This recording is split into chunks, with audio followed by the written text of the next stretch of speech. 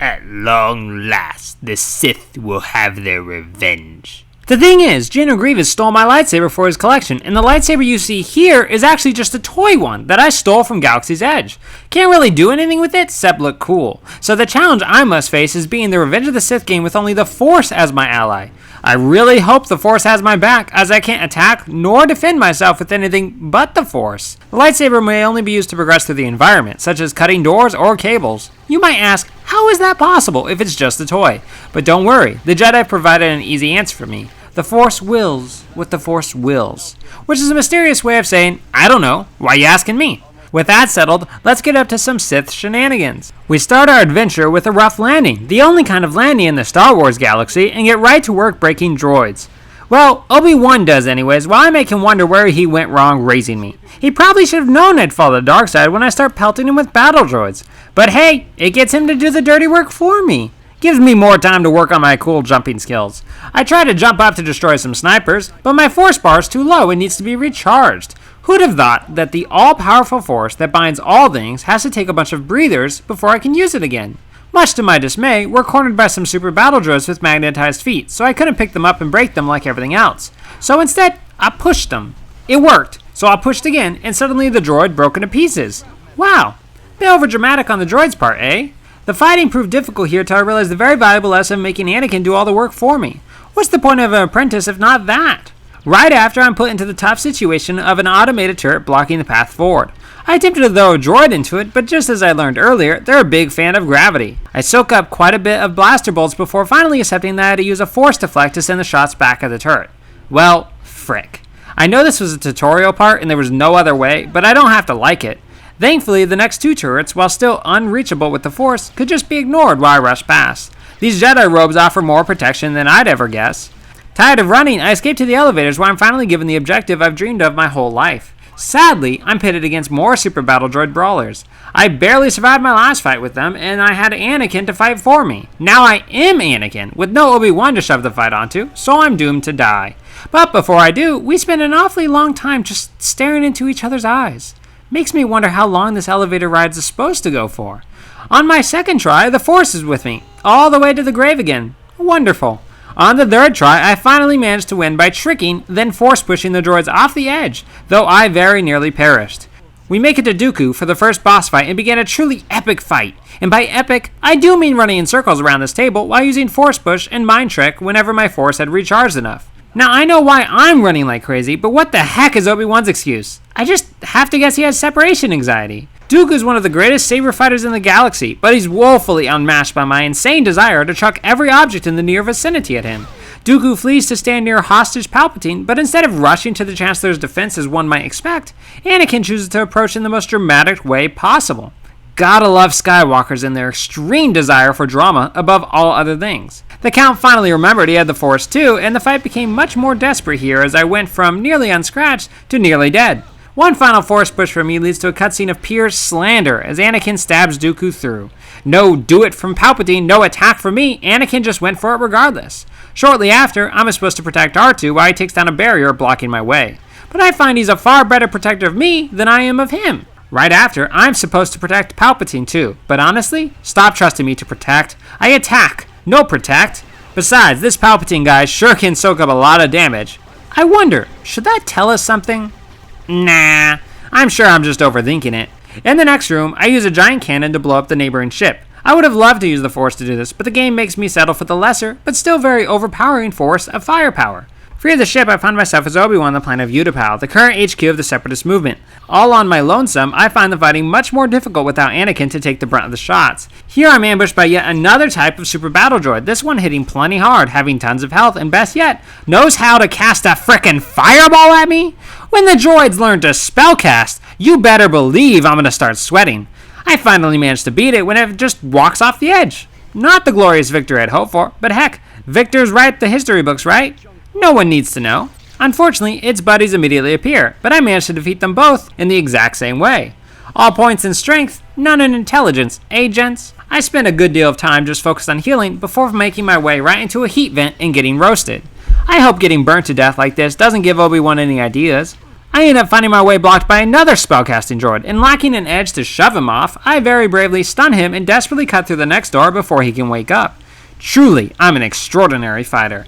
At least, I hope I am, faced with a massive crab droid blocking my way. While I would love to adopt the big boy, he's not having it, and I'm forced to throw explosive after explosive at him and then mind trick him over and over again. I'm not sure why mind trick does damage a droid, but I'm not about to complain. Unfortunately, the creature can't be finished with a force attack for whatever reason, but thankfully it managed to kill itself by hitting me. Yes, it did technically die by hitting my lightsaber, but that was its own stupidity, not me attacking nor even defending with my blade, which doesn't break the rules of the challenge. And the next level, I work with my clone troopers to fight off hordes of machines. Not sure how inspirational it is though to hit myself with an explosive canister, but at least it shows I'm certainly a bold one.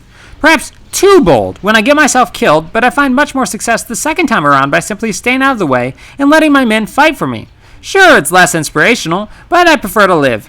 Unfortunately, I have to rely on myself to shut down the anti-aircraft guns, quickly leading to my death again.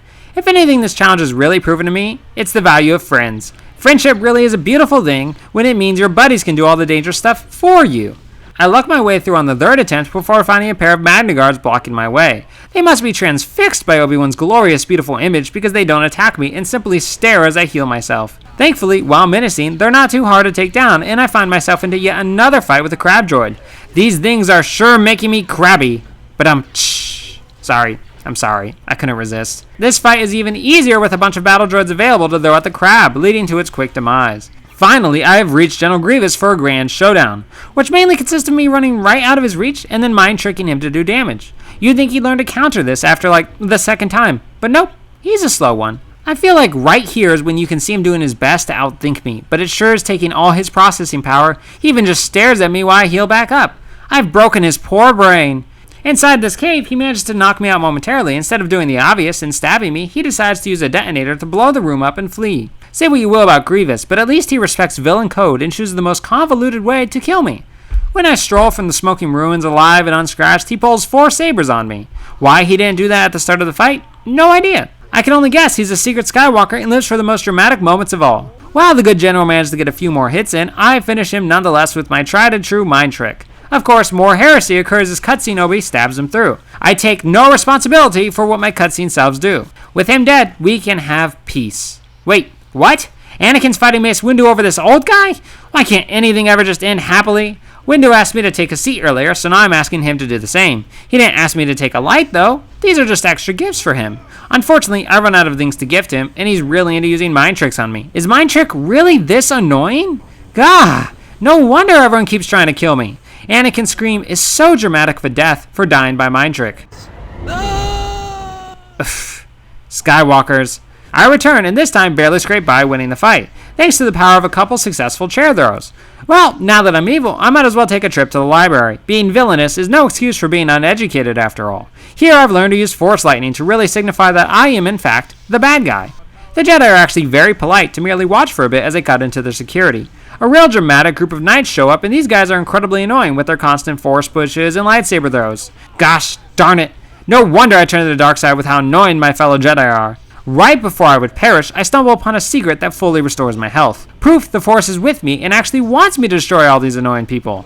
At least, that's what I'll tell myself to sleep better tonight. I've taken down plenty of Jedi so far, but it turns out those guys were the newbies or something, because I'm faced with 2 boss battles in a row in the form of Sarah and her teacher, Sandralig.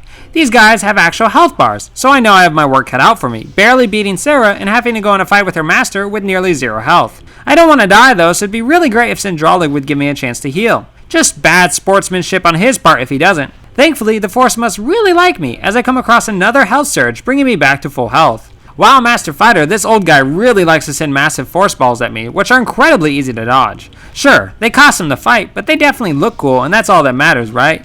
Back on Utapau, Obi-Wan faces murderous clones, but worry not, these guys are incredibly easy to convince to fight each other, and not me. While sad to have brothers fight each other, who can blame them if the only other option is Space Jesus himself? Clone Walkers prove to be the most annoying foes of all to face with their constant fire and huge health, but thankfully, standing in this corner allows me to heal. These clones must be awfully nearsighted. Not the best quality to have in an army, but neither is the urge to kill all their generals, which seems a tad more pressing at the moment. With the walkers down, I'm free to immediately get set upon by extremely rude heavy troopers with flamethrowers and jetpacks. What the heck? Where were these guys when I was fighting Grievous? Taking them down brings yet another walker on me, but thankfully this one's a tad stupider than the rest and can't seem to get me from behind this wreckage. Truly a legendary fight for the ages. A clone gunship attacks, and while I remove most of its health with explosives, it's sadly immune to Force Push and Mind Trick. This leaves me with no choice but to use Force Deflection to take out the rest of its health. It did have the high ground, to be fair, no wonder it was so tough. I'm immediately faced with another issue of a large turret on this tank, which is also immune to the Force. Thankfully, I managed to destroy it using the nearby clone troopers. Good to see they're still so helpful to me. As Anakin, I head to this large red marble to deal with the remaining Separatist leaders. Perhaps, when building on a lava planet, invest in tons of guardrails, cause you never know when some crazy Sith emo is gonna show up and start chucking guards off the side, or when your guards are gonna be so lacking in brain power that they charge right into the lava. Reaching the leaders, I try to leave without striking them down, but they aren't having it, and two of them even chase me around the room so they may cower in front of me. Odd guys, I guess I should give them what they want. This takes too long, and the final leader, Nute Gunray, makes it to his ship and may easily escape. Sadly for him, he's not too bright, and decides to have his revenge. But this is Revenge of the Sith, not Revenge of the Evil Bankers from Space. Though I'd totally watch that too. Lots of dodging and Force lightning later, and his ship goes down, bringing in to the Separatist forces. While Anakin has his fun, Yoda and the clones fight in the ruins of the Jedi Temple. Obi-Wan's there too, sure, but I'm not fighting much, I admit. I just keep tricking the clones into fighting each other, or having Yoda fight for me. What? I just don't have it in me to take down these clones, who I love so very much, so clearly having them slaughter each other is the light side decision here, right? Yoda and I are ambushed by two turrets, and instead of helping at all, he merely stares. I even try and push him in the way, but he's too short for that. Gosh darn little frog, no help at all. Doesn't even block for me as I cut my way through the door. Yoda, is this payback for not helping you earlier? I don't think it's the Jedi way to hold grudges. Things get weird in the library as Yoda spins endlessly in one spot, while a clone merely kneels and stares at me without firing. I know these clones are nearsighted, so I get right up on him, but still, nothing. I don't have the heart to kill an actual friendly clone, even with Yoda rushing me over there. Time for this there is not. Not like you're being any help, Yoda. The only way to progress, though, means I must give in to Yoda's dark advice and slay the clone. I'll carry him forever in my heart. With that burden, I head to fight Anakin and finish this. Little Annie proves to be extremely difficult as the fight takes over an hour. I don't even lose once. This is all one super long fight. Perhaps the fight would have gone faster if I didn't spend so long running around this table avoiding Anakin. The fight takes so long because while Anakin can't hit me thanks to my endless jumping, aka reaching the high ground, he also keeps healing back up, ruining the very slow progress I make with my force pushing and mind tricks. Gosh darn it, Anakin! Slaughtering younglings was pretty bad. Now you're going way too far by healing. Just let me win! Finally, I managed to persevere long enough without him healing, leading to our final duel on a very small platform. Seems like a great way to die, but I'm able to keep dodging Anakin's attacks while wearing him down. Plus, he stopped trying to heal. Unfortunately, the universe does in fact hate me, leading me to clip it in the ground and be stuck as Anakin rains blows down on me. I'm so very close, I can't lose like this.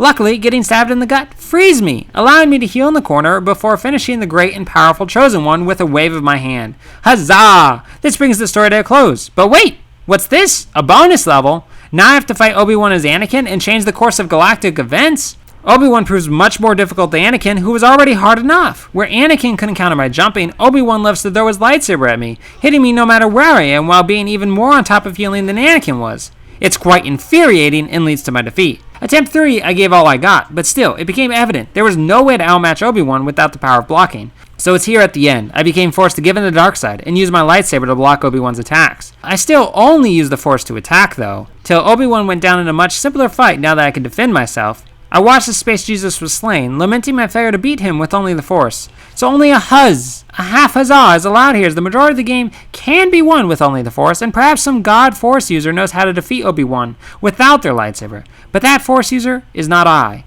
I can only take comfort in knowing it is technically a bonus level, but that doesn't change the loss.